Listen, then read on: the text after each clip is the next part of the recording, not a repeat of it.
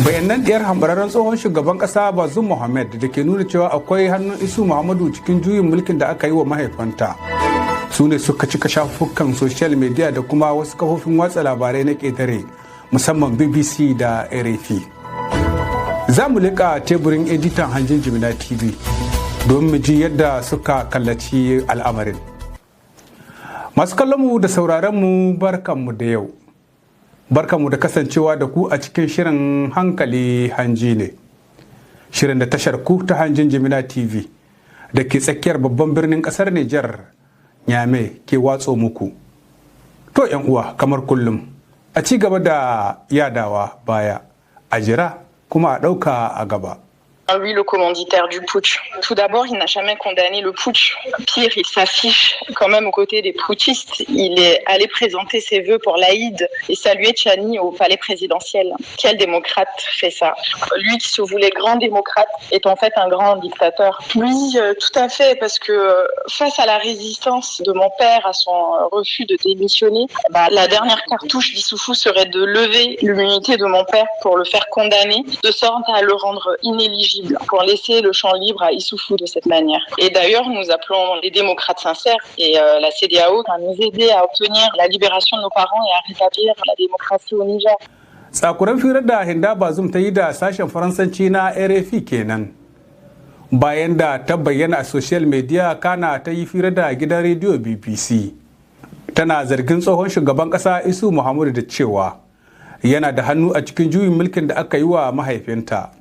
Wannan maganar dai ta biyo bayan da Sylvain Ite, tsohon jikadan kasar Faransa a jamhuriyar Nijar, wanda an ka kora, ya yi irin wannan tuƙeƙe ƙarya a kan Isu Muhammadu.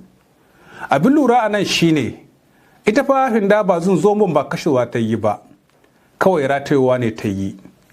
Faransa ce yake neman haɗa Tchani da Isu Muhammadu, tunda sun yi tudu sun yi kware, Tchani ya gagare su.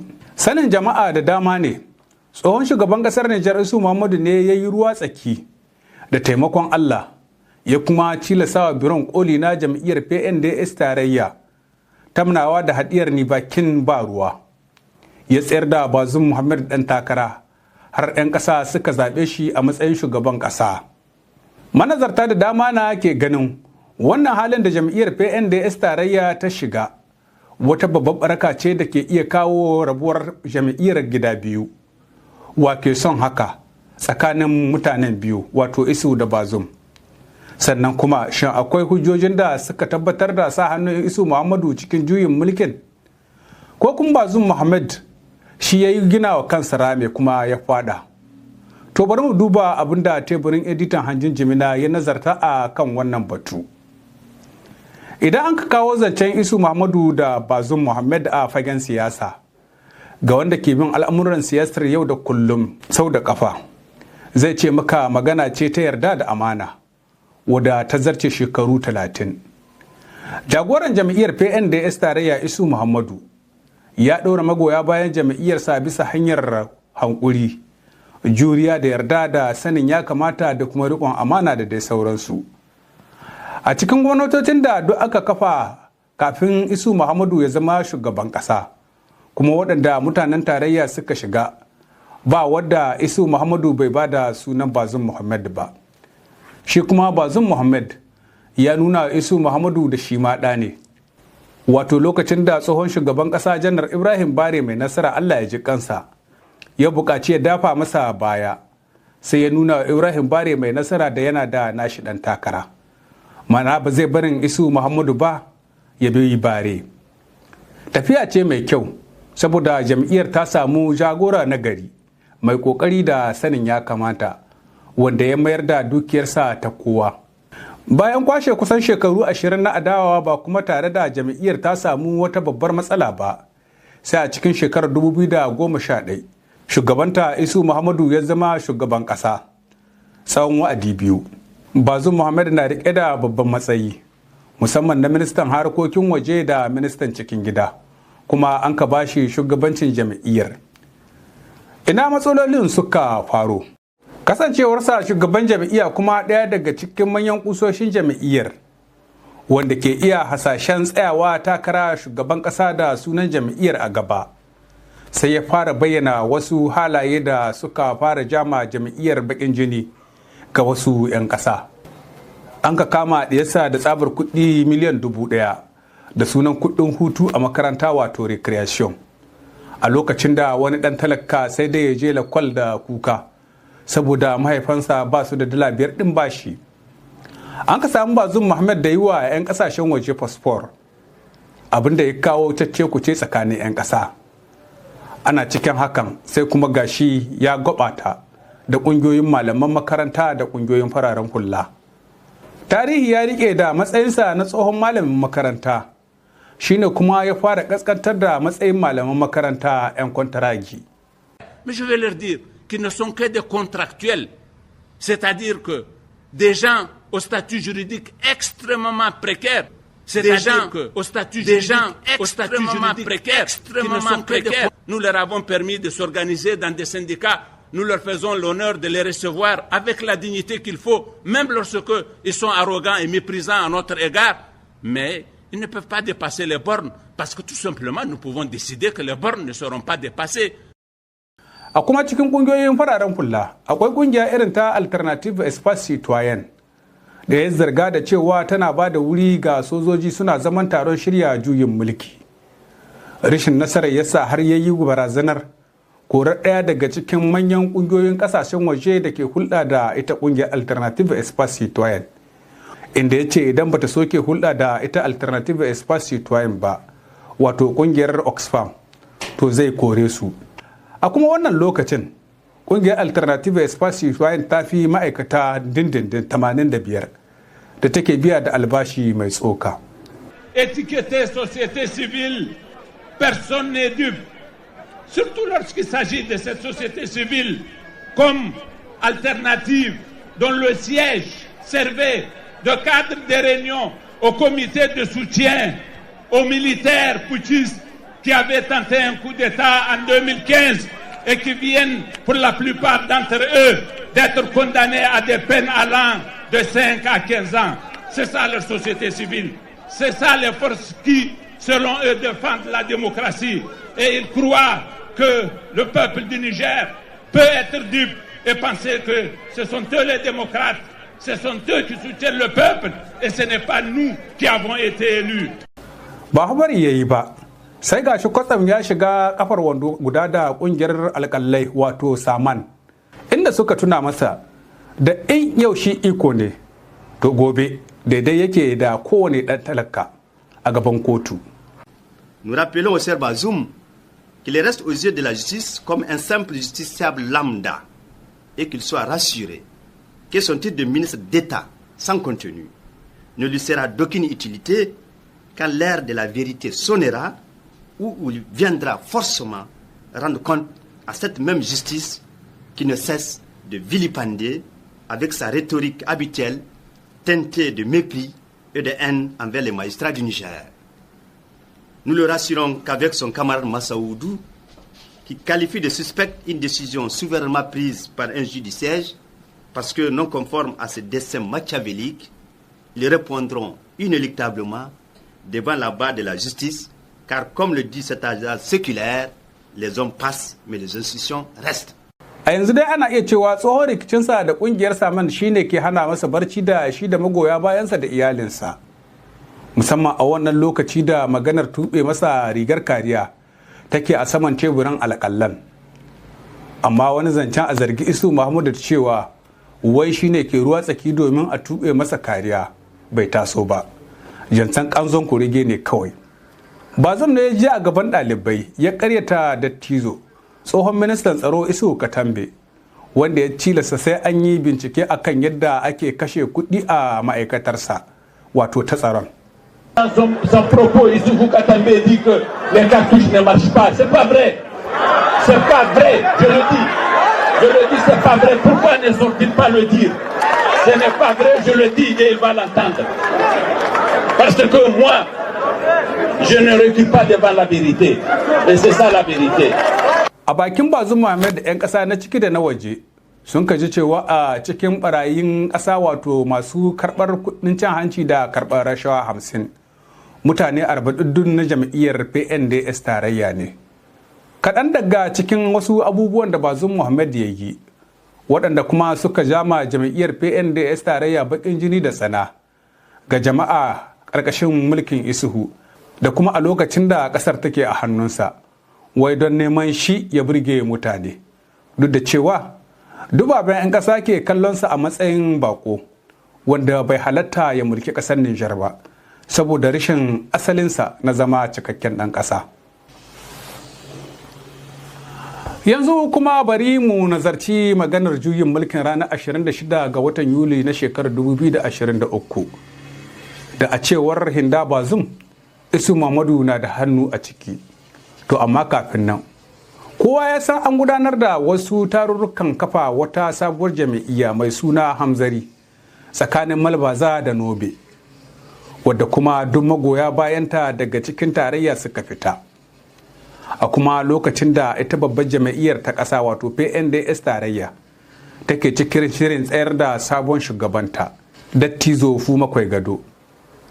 Da bazarwa aka taka wannan rawa da kuma wace manufa. A game da juyin mulkin ranar 26 tabbatattun majiyoyi sun gaskantawa hanjin Jimina TV da juyin mulkin da Janar Abdurrahman Chani da mutanensa suka yi wa Bazoum Mohamed tsirar da rayuwarsa ne suka yi. Majiyoyi da dama sun tabbatar muna da cewa to a ziyarar kwana uku da Bazoum Mohamed ya kai a yankin Tawa wato daga ranar 19 zuwa 21 ga watan Yulin shekarar 2023 wasu sojoji suka so su hambarar da shi in banda kokarin Janar Abdurrahman Chani da jama'arsa. Tafiyar da ya kamata ya dawo ya mai a ranar Juma'a karfe 7 na yamma sai gashi sai ranar Asabar karfe 9 na dare ya shigo. Na biyu shine ranar Talata 24 ga watan Yulin na shekarar 2023 da Bazoum Mohamed da ya halarci bikin soma ayyukan gina wasu manyan hanyoyi a cikin birnin Yamai.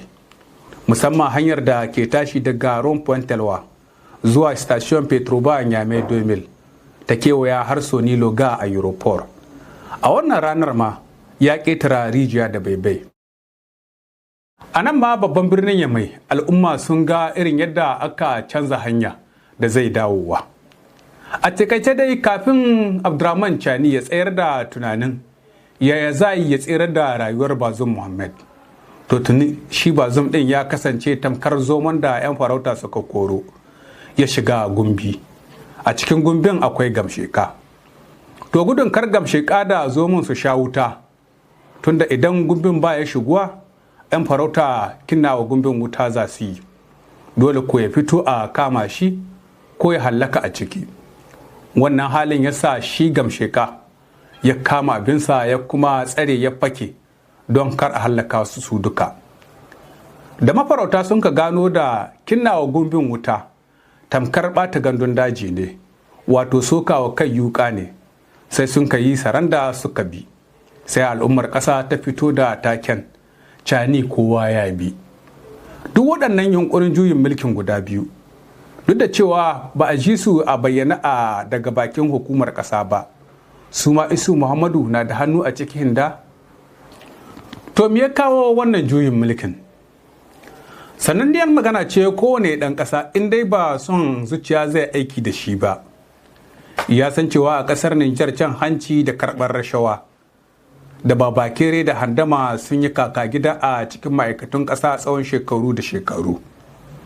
A lokacin da ɓangarorin ƙasar suke fama da ta'addanci da Boko Haram da 'yan garkuwa da mutane da kuma 'yan bindiga daɗi in harba da dai sauransu. Abin takaici na farko shine irin yadda Bazoum Mohamed ya saki shugabannin 'yan ta'adda guda 7 ba tare da ya bi tsarin doka ba. Saboda 'yan ta'addar da tuni ke a gidan kaso, ma'ana kowane daga cikinsu na da daftari a hannun wani alkali, bai kamata hakan ta kasance ba. Kenan in ma za a sakin su, to sai ya bi ta hanyar ministan shari'a da babban alkalin jamhuriya wato procureur da kuma alkalin da suke a hannunsa. Bazoum dai ya manta da cewa akwai dubaben mutane 'yan ƙasa da suka shiga zulumi da tagumi da maraici da rashin gata da zawarci da dai sauransu saboda waɗannan 'yan ta'adda. Bayan wannan katobara ta Bazum Muhammad sai kwatsam 'yan ƙasa suka ji ya sabke janar Salihu Modi daga matsayinsa na shugaban hafsan sojojin ƙasa, wanda har yanzu 'yan ƙasa ba su san dalilai ba, sai dai kawai masu hasashe na cewa wayalla ko saboda ya je ƙasar Mali ne. Salihu Modi dai ko ba soja kake ba, ka san yana da farin jini da kwarjini da kuma dattako a cikin sojojin ƙasa. Suna begensa kuma suna basa girma. Gashi kuma a zowarsa a wannan kujerar an ga babban canji a game da abin da ya shafi samar da tsaron ƙasa. Ba ta fa ƙare ba, sai kuma Bazum Muhammad ya wulaƙantar da janar Muhammad Tumba bayan da ya nuna gwazartar shi. Ya sabke shi daga jagorancin rundunar jami'an tsaron ƙasa da ake kira Force Mix da ke Walam. Sojojin ƙasa na cikin wannan takaici ne. Kwatsam sai kuma ya ƙara bayyana a midiya, inda ya manta matsayinsa na shugaban ƙasa, shugaban ƙolin sojojin ƙasa wato Chef Supreme da Zarme, da kuma ke cikin yaƙi. Ya ƙaskantar da sojojinsa da ƙasarsa gaba ɗaya, cewa da wai 'yan ta'adda sun fi sojojinsa ƙarfi da ƙwarewa a fagen yaƙi, kuma sun fi su makamai ingantattu. Amma ba tare da cewa kowane soja ya sabko ya komo gida ba. Ces terroristes, ils sont plus forts que nos armées. Ils sont plus aguerris que nos armées. Et des civils ne peuvent pas leur faire face quand... Hinda me yasa a wannan lokacin baki fito social media kika ce Isu Muhammadu ne ya ce mahaifinki ya furta hakan ba, tunda ke san babban magana ce. Shin a tunaninki in wani ɗan farar hula ne ya furta hakan ina zai kwana? Tun a wannan banwalallen furuci nashi wasu 'yan ƙasa suka ce ku lissafa masa kwanaki da sun ka rage masa a karagar mulki, ba zai kai wa'adinsa ba. Don haka in akwai wanda ya gina wa kansa rame kuma ya fada a ciki, to Bazum Muhammad ne. Shi ya yi dalilin kawo ma kansa juyin mulki, ba wani da ke bin sa bashi ba. Bashin ba na kuɗi ba ne, amma na riƙon amana da ƙyauci da ɗa'a. Anan ne kuma shirin hankali hanji ne na yau zai jan birki. Ku dakance mu a cikin wani sabon shiri na gaba insha Allah. Tashar ku ce ta Hanjin Jimina TV. Akwai na ci, akwai na yarwa, akwai na ba yara ƙanana, kai akwai ma na ba tintirai. Bisalam mafuta lafiya mun gode.